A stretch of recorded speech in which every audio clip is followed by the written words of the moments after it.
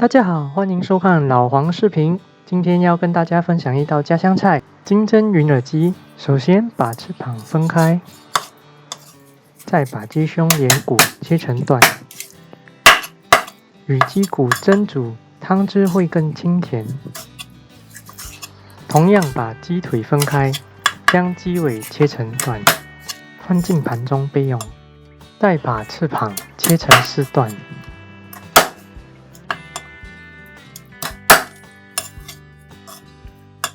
鸡腿去皮，再切成段，放进盘中备用。香菇浸泡水中3小时后，沥干切片。金针菜香味浓郁，食质清香。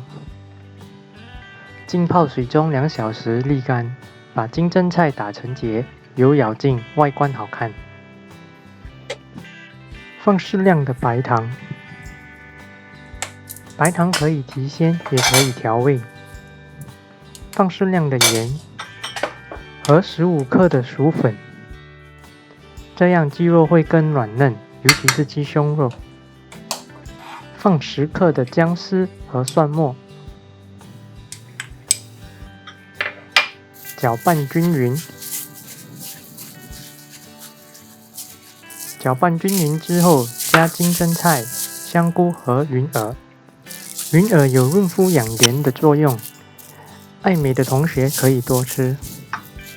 充分的搅拌均匀之后，放进蒸锅里蒸20分钟。20分钟后可以开锅啦。再撒上一些青葱，一道美味的金针云耳鸡就出炉啦。